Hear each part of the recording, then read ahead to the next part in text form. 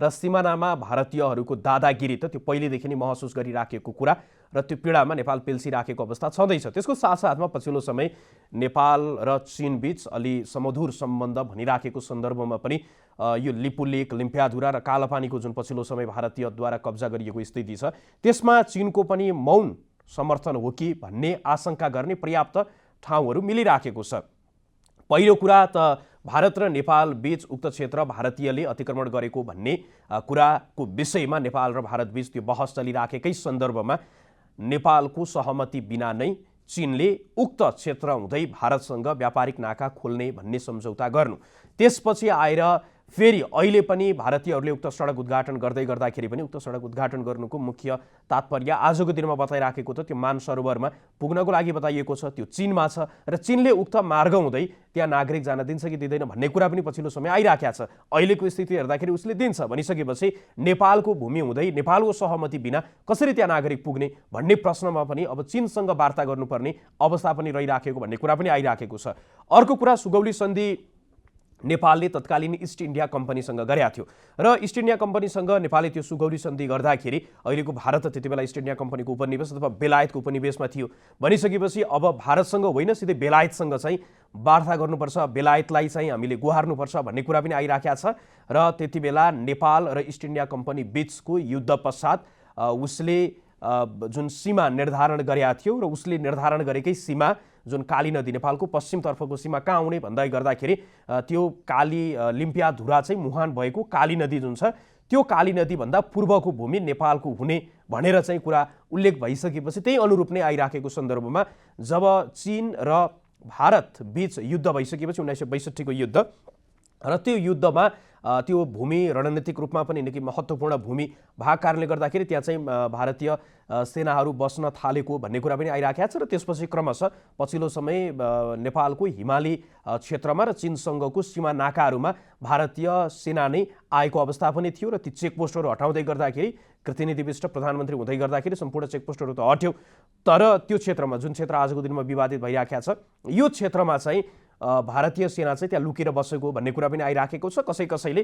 पञ्चायती व्यवस्थालाई थप मजबुत बनाउनको लागि त्यति बेलाको राज्य संयन्त्रकै मौन स्वीकृतिमा चाहिँ त्यहाँ सेना बसेको भारतीय सेना भन्ने कुरा पनि आइराखेको छ। जे सुकै भए पनि आजको दिनमा औपचारिक रूपमा नेपालले भारतलाई उक्त क्षेत्र दिइराखेको अवस्था थिएन, त्यसकारणले गर्दाखेरि त्यो क्षेत्रबाट भारतीय सैनिकलाई पहिलो कुरा त हटाउनु पर्यो। अर्को कुरा, बनिराखेको सडकदेखि लिएर भारतीय क्रियाकलाप जे जति त्यहाँ भइराखेको छ त्यसलाई चाहिँ बन्द गर्नु पर्यो र त्यो बन्द गर्नुको साथसाथमा चाहिँ नेपालको सहमतिमा यदि त्यो क्षेत्रलाई त्रिदेशीय बिन्दुको रूपमा प्रयोग गर्ने व्यापारिक नाकाको कुरा अथवा नेपाललाई चाहिँ एउटा ट्रान्जिट बनाएर चीन र भारतले एक आपसमा व्यापार गरून् भन्ने त नेपालको पहिलेदेखिकै त्यो प्रस्तावकै रूपमा पनि नेपालले अगाडि बढाइराखेको अवस्था पनि थियो। त्यसकारणले गर्दाखेरि त्यो क्षेत्रलाई नेपाललाई पनि कतै न कतै त्यहाँ सहभागिता गराउनुपर्छ भन्ने कुरा पनि आइराखेको छ र यो विषयमा पनि यहाँहरूलाई हामीले लगातार जानकारी गराइराखेका छौँ।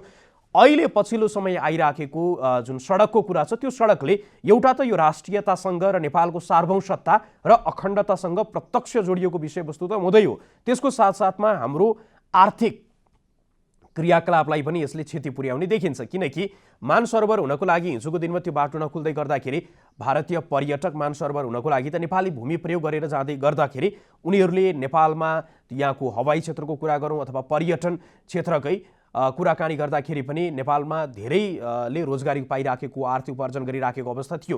अब उक्त क्षेत्र हुँदै अहिले जुन सडक भारतले निर्माण गरेको छ त्यो बाटो हुँदै चाहिँ यदि मानसरोवर पुग्दै गर्दाखेरि त नेपालले आर्जन गरिराखेको आय अर्जन पनि त्यो आय आर्जन पनि गुम्ने अवस्था सिर्जना भएको छ। यो पनि पाटो भयो, तर योभन्दा पनि सबैभन्दा महत्त्वपूर्ण पाटो भनेको आजको दिनमा देशको अखण्डता, देशको सार्वभौमसत्ता कायम राख्दै भारतसँग भारतीय सैनिकलाई त्यहाँबाट फिर्ता पठाउनु पर्यो र त्यसको साथसाथमा हामीले पनि त्यो भूमि नेपालको भूमिलाई चाहिँ फिर्ता ल्याउनको लागि र भारतीय अतिक्रमणको विरुद्धमा सरकारले निर्णायक कदम चाल्नुपर्ने आवश्यकता देखिराखेको छ।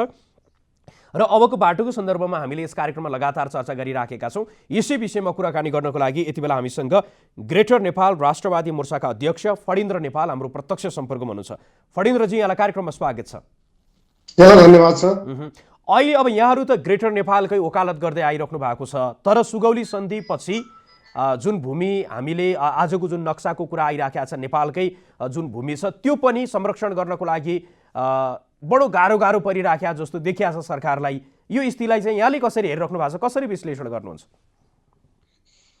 अब तपाईँले आज मात्रै पत्रिकाहरूमा अथवा चाहिँ हिजै नै समाचार आइसकेको हो। हाम्रो चाहिँ विभागीय मन्त्री भनौँ न, उहुँ, अब भूमि व्यवस्थापन मन्त्री पद्म आर्यालले अब लिम्बुधुरा नेपालको इतिहासमै थिएन, अब अहिले कुरा गरेर के हुन्छ भने जस्तो कुरा गरेको। अब जिम्मेवार व्यक्तिले त्यसरी गैर जिम्मेवार कुरा गरेपछि, इन्डियालाई सजिलो पर्ने कुरा गरिसकेपछि हामी झन् अप्ठ्यारोमा पऱ्यौँ। उहुँ। तर अब त्यो अब मन्त्रीले त त्यो कुरा खण्डन पनि खासै संसदीय समितिमै कुराकानी गर्दाखेरि पनि आफूले उक्त कुराको आशयतै त्यस्तो नभएको भन्ने कुरा बताइराखेको अवस्था छ। तर आजको दिनमा सरकारले सम्पूर्ण हाम्रो राज्य संयन्त्र नै भारतीयहरूले जुन अतिक्रमणको कुरा आउँदै गर्दाखेरि जसरी त्यसलाई चाहिँ प्रतिक्रिया जनाइराखेको छ नि, त्यो बाटो ठिक छ कि हामी यसमा चाहिँ ट्र्याक चेन्ज गरेर अगाडि बढ्नुपर्ने छ कि के देख्नुहुन्छ? होइन मित्र, अब कस्तो भने 13 घन्टामा बाटो बनेको भए सरकारले भनेको कुरा मान्न सकिन्छ। 13 महिनामा बनेको भए पनि अब टाढाको कुरा थियो, हामीलाई कसैले पनि सूचना गरेन। हाम्रा सारा कर्मचारी समान्तर, हाम्रो जासुसी समान्तर सबै बिकेछन्। अब सरी, थाहा भएन, अब हामी अगाडि बढ्छौँ भन्न मिल्थ्यो। 13 वर्षसम्म अझ भन्नुहुन्छ भने त 2005मा त्यसको चाहिँ सर्वेक्षण सुरु भएको रहेछ। 5लाई पनि गर्ने हो भने त अहिले चाहिँ ठ्याक्कै 15 वर्ष कम्प्लिट भयो। अनि 13 वर्षसम्म हाम्रो सरकार के हेरेर बस्यो? हाम्रो खुट्टा समान्तरले के चाहिँ जानकारी गराए, त्यहाँको सिडिओ कार्यालयले के खबर गर्यो, अनि त्यहाँको नेपाली सेना पनि त्यहाँ बसेको छ, सशस्त्र प्रहरी बल पनि बसेको छ। अनि उनीहरूले सरकारलाई कस्तो किसिमको सुझाव दिए अथवा कस्तो किसिमको चाहिँ रिपोर्टिङ गरे। अब त्यो सबै कुरा हामीलाई केही पनि भएन भने जस्तो गरेर पानीमाथिको ओभानो हुने जुन प्रयास गरिरहेछ, अब यसको त कुनै उपचार छैन। तर पनि अब हाम्रो राष्ट्रिय अखण्डता विरुद्धको पार भएको छ, त्यस कारणले हामीले आफ्नो। तर अब यहाँ प्रसङ्ग त फेरि त्यो बाटोको कुरा मात्रै पनि रहेन। पछिल्लो समय त उक्त क्षेत्रमा भारतीय सैनिकको उपस्थिति भएदेखिको समय र अझै कुराकानी अझै पछाडि गयो भने त कतै न कतै रूपमा सुगौली सन्धि पछि पनि विभिन्न क्षेत्रमा भारतीयहरूको त्यहाँ त्यो उनीहरूले पनि दाबी गरे जस्तो फेरि यताबाट नेपालले पनि त्यसको प्रतिक्रिया जनाउने, तर सार्थक रूपमा त्यहाँबाट भारतीय उपस्थिति र क्रियाकलापलाई हटाउन नसक्दाकै परिणाम हो भन्ने कुरा पनि आइराखेको छ नि। होइन, यसमा तपाईँले संशोधन गर्नुपर्छ आफ्नो भनाइलाई। किनभने 2018 सालको नापी त हामीले गरेको जनगणना, त्यहाँ चाहिँ त्यहाँका मान्छेहरूको चाहिँ अब चाहिँ जमिनको नापी पनि हामीले गरेको। 18 सालको जनगणनाका तथ्याङ्कहरू हामीसँग आज पनि मौजुद छन्। अनि अब 1816मा सुगौल सन्धि भइसकेपछि तत्कालै त्यहाँका सौगा जातिले चाहिँ यो क्षेत्र अब इस्ट इन्डिया कम्पनी अन्तर्गत पर्छ, त्यस कारणले हामी नेपाललाई कुद बुझाउँदैनौँ भनिसकेपछि वंशाले चाहिँ विरोध गरेर पत्र लेखेपछि अनि फेरि त्यहाँको चाहिँ कुमाऊको चाहिँ इस्ट इन्डिया कम्पनी सरकारले त्यहाँको स्थानीय चाहिँ प्रमुखहरूलाई, सरदारहरूलाई पत्र लेखेर चाहिँ यो नेपालको क्षेत्र हो, सुगौल सन्धि अनुसार काली नदी पूर्वको जमिन सबै नेपालको हुन्छ, त्यस कारण त्यहाँ दाबी नगर्नु भनेपछि त्यति बेलै त समाधान भइसकेको कुरा हो। त्यस कारणले अहिले आएर चाहिँ इतिहासदेखि चर्चा के अरे विवादमा छ भन्ने कुरा गर्न पाइँदैन। तर 2018 सालमा भएको जनगणना इतिहासदेखिको विवाद भन्दा पनि इतिहासदेखि नै भारतले चाहिँ त्यो क्षेत्रलाई कब्जा गरिराखेका रहेछ। यो अहिले पछिल्लो सडक निर्माणको कुरा मात्र होइन कि इतिहासदेखि नै कब्जा भइराखेको सन्दर्भमा चाहिँ हामीले त्यो क्षेत्रलाई त्यति बेलादेखि नै प्रतिकार चाहिँ अलिक सशक्त ढङ्गले नगर्दै गर्दाखेरि स्थिति चाहिँ उसले अहिले सडक निर्माण गर्नेदेखि सैनिकहरूको उपस्थितिदेखिको कुरा आयो भन्न खोजेँ मैले। होइन, 1962मा त इन्डियनहरूको चाहिँ जुन औपनिवेशिक बल त बसेकै हो नि त। त्यो हिसाबले कुरा गर्दाखेरि आज 58 वर्ष पुग्यो। अनि 58 वर्षसम्म समस्यालाई चाहिँ कार्पेट मुनि लुकाएर, राम्रो चाहिँ अब यो गलैजा मुनि लुकाएर बसिरहने, अनि भारतीय स्वार्थ पुरा गर्नको निमित्त आफू चुप बस्ने। अनि तपाईँलाई एउटा कुरा म भन्न चाहन्छु, यदि चाहिँ राजनाथ सिंहले, इन्डियाको चाहिँ रक्षा मन्त्रीले भिडियो कन्फरेन्स मार्फत त्यो सडकको उद्घाटन नगरेको भए र सिधै खालि अब बाटो बनिहाल्यो, किन उद्घाटन गर्ने, किन हल्ला गर्ने भनेर चाहिँ सुचारू गरेको भए के हामी यो कुरा थाहा पाउँथ्यौँ अथवा चाहिँ नेपाल सरकारलाई यो कुरा थाहै हुन्थेन? यस्तो गैर जिम्मेवार कुरा गरेर हामीले चाहिँ सरकारलाई सजिलो पार्ने काम कुरा नगरौँ न। भनिसकेपछि अब यो अहिले आइराखेको पछिल्लो कुरामा चाहिँ जुन सडक निर्माणदेखि लिएर जुन आइराखेको छ भारतीय बलमिच्छाइको विरुद्धमा जसरी सडकदेखि संसदसम्म कुरा उठिराखेको छ, यसमा चाहिँ चीनको भूमिका चाहिँ तपाईँलाई के लाग्छ? उसले पनि भारततर्फ नै अलिक मौन त्यो समर्थन गरे जस्तो भन्ने कुरा पनि आइराखेको छ। यहाँको विश्लेषण चाहिँ के छ? होइन, अब चीनको चाहिँ के भने व्यापारिक मार्ग खोल्ने भन्ने कुरामा 2015को मे 15मै अब अहिलेको चाहिँ इन्डियाको अहिलेकै प्रधानमन्त्री, अब चीनको पनि अहिले पनि उहाँ नै प्रधानमन्त्री हुनुहुन्छ।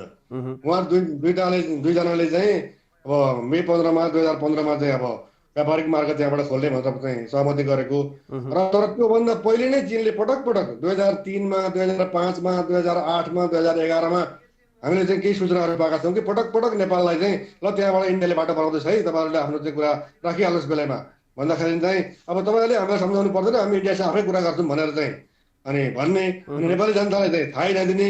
अनि अब चिनको भूमिका त के भने अहिले के सुनियो भने 5 किलोमिटर जमिन अझै पनि बाटो चाहिँ तिब्बतको नाकासम्म पुग्न बाँकी छ र त्यो चाहिँ चिनको दबाव रोकिएको हो भन्ने कुरा आएको छ।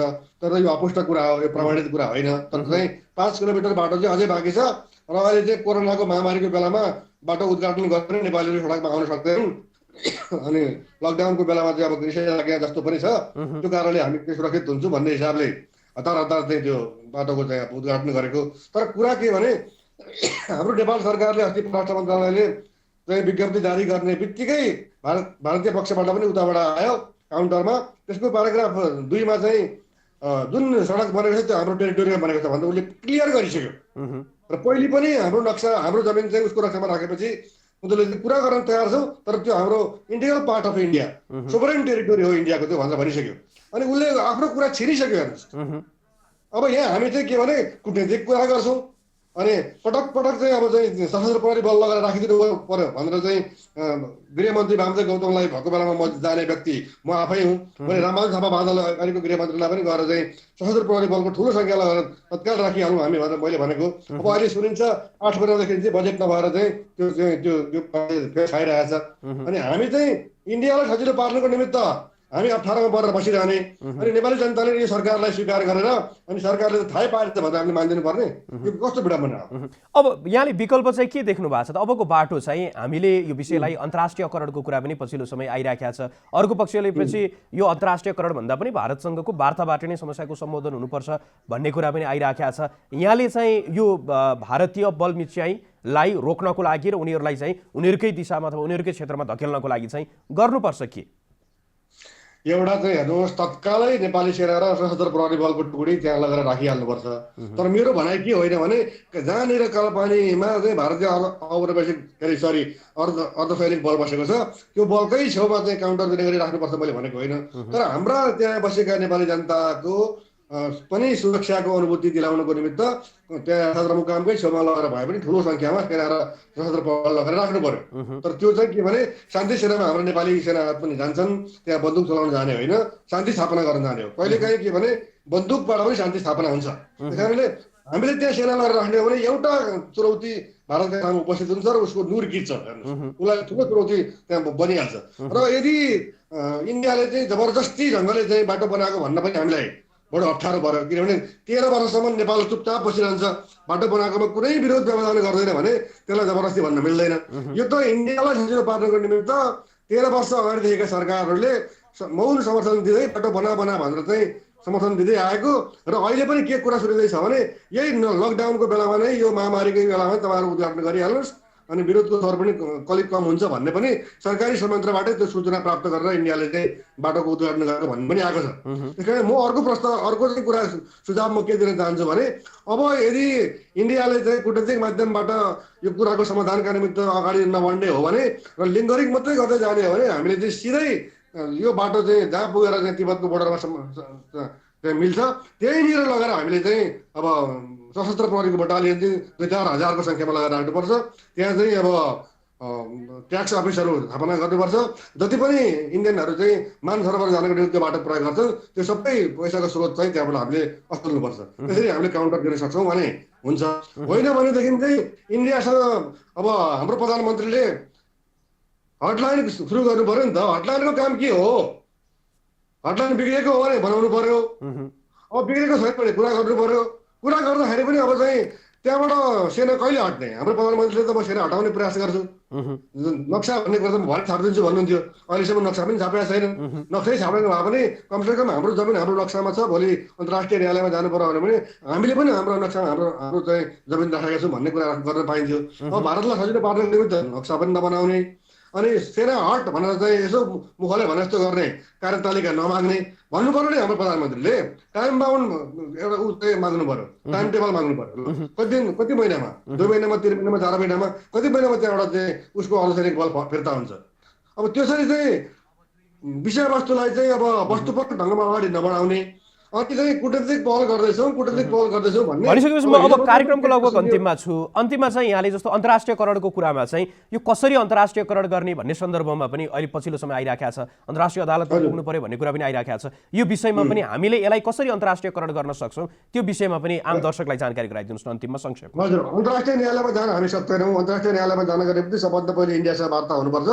इन्डिया र नेपालको बिचमा भएको वार्ता मिलेन भने ल जाउँ त भन्दाखेरि इन्डियाले पनि मान्यो भने त्यसरी जान सकिन्छ, होइन भने एक्लै देश पनि सिधै गएर उजुर हाल्न सक्दैन। तर के भने सुरक्षा परिषदका मुलुकहरू समक्ष नेपालले उजुर गर्न सक्छ, सिधै संयुक्त राष्ट्रसङ्घमा पनि निवेदन दिन सक्छ। त्यस पछाडि चाहिँ अनि त्यो प्रक्रिया चाहिँ अनि अन्तर्राष्ट्रिय अदालतसम्म जान सक्छ। तर न हामीले चाहिँ भारतसँग वार्ता सुरु गर्न सकेका छौँ। हामी भारतसँगै वार्ता गर्दैनौँ भने भोलि अन्तर्राष्ट्रिय रूपमा जाँदाखेरि चाहिँ तपाईँले भारतसँग वार्ता गर्नुभयो भन्दाखेरि गरेकै छैन भन्यो भने फेरि ब्याक टु मङ्गलमान हुनुपर्छ नि त। त्यस कारणले प्रक्रियामा जानु पर्यो क्या, डराउनु भएन। खुट्टा कमाएर अब म सत्ताबाट चितुन्छु, अब म चाहिँ भोलि चुनावमा लड्नुपर्छ, पैसा पाउँदिनँ, मलाई चाहिँ भोलि वीरेन्द्र बनाइदेला, मलाई बदर भण्डारी बनाइदेला भनेर देशको प्रधानमन्त्रीको कुर्सीमा बस्ने, रक्षा मन्त्रीको कुर्सीमा बस्ने, गृहमन्त्रीको कुर्सीमा बस्ने, परराष्ट्र मन्त्रीको कुर्सीमा बस्ने अनि गरेर चाहिँ नेपाली जनतालाई ढाक्दै हामीले त बाटो बनेको थाहै पाएनौँ भन्ने लाजमर्दो कुरा गरेर बस्नु भएन। अब त्यो सारा गल्तीलाई चाहिँ जनता समक्ष माफी मागेर अनि तुरुन्तै एक्सनमा जानु पर्यो क्या, म्यान इन एक्सन हुनु पर्यो क्या। त्यो के अरे कुर्सीमा सुतेर बस्नु भएन। हस्, यहाँको महत्त्वपूर्ण समय र संवादको लागि धेरै धेरै धन्यवाद फणीन्द्रजी। धन्यवाद यहाँलाई पनि। उहाँ हुनुहुन्थ्यो फणीन्द्र नेपाल, ग्रेटर नेपाल राष्ट्रवादी मोर्चाका अध्यक्ष हुनुहुन्थ्यो र उहाँसँग पनि हामीले पछिल्लो समय भारतीय बल मिच्याई, भारतीय हेपाहा प्रवृत्तिको विरुद्धमा चाहिँ नेपाल सरकार र सम्पूर्ण नेपाली नागरिकले अब कसरी अगाडि बढ्नुपर्छ भन्ने सन्दर्भमा चाहिँ संवाद गऱ्यौँ।